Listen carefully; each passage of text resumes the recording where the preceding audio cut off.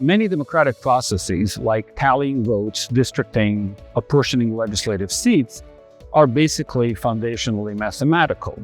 IMD's mission is to support research and education and outreach in topics that are in the intersection of mathematics and democracy. Interdisciplinarity is critically important as we think about solving our society's greatest challenges. The answers to those challenges are going to be found at the intersection of fields. And the Institute for Math and Democracy is really a perfect example of that work. The Institute of Mathematics and Democracy enlists people from all different disciplines, including economics, political science, international affairs, computer science, and ethics, to understand a system that deeply involves all of those subjects. Understanding how a democracy works does take sort of every discipline. It takes history for understanding how things have changed over time. It takes political science for understanding some of the basic rules of the game and why the dynamics function the way they do. It takes law, of course. And then there's math and economics, which come into play. Political quantitative literacy means fluency in the basic skills that are necessary for any kind of quantitative literacy: mathematical thinking, statistical thinking, and sound argumentation.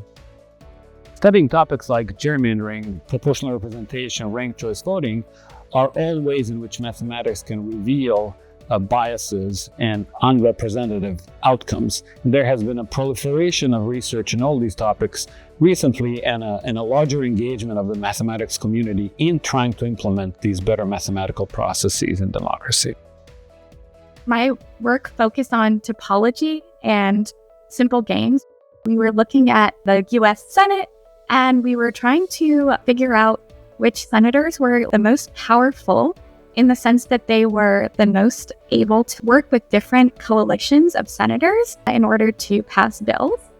It was really exciting for me to be able to take this sort of pure math topic that I learned about in my math classes and apply it to situations that felt a lot more like real world and hands-on. Mathematicians need to be teaching civic, political, quantitative literacy in their courses because their students are going to go out and live inside of larger communities that have to make decisions as a group. And fortunately, mathematics is the tool that we use for making group decisions. So preparing students for how mathematics appears in those contexts is just as important as preparing them to answer questions in physics or other hard sciences. In any kind of decision-making process or voting scheme, one has to have a notion of fairness. And one can actually mathematicize the notion of fairness by what are known as fairness axioms, which are a list of properties of a voting system that you would like to have to make voting as fair as possible. Representation is actually quite a complicated mathematical principle. The Institute for Mathematics and Democracy really provides our students with hands-on opportunities to explore some of the most complex problems that we are seeing in our democracy today, and to use not only math, but math and adjacent fields to imagine solutions to today's problems. I think a lot of people right now feel like there's nothing they can do to improve the political situation in the country. And I think quantitative political literacy is part of the solution to that problem. Healthy democracies require citizens to do a lot of thinking. Colleges and universities have a really special role. They need to make space for debate, make it possible for people to engage in the hard questions we face in a democracy.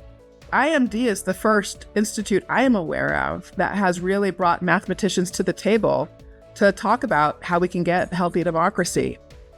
In the future, we hope that IMD will continue to support research, education, and communication with communities and individuals about the importance of the mathematical approach to reimagining and redesigning our democracy.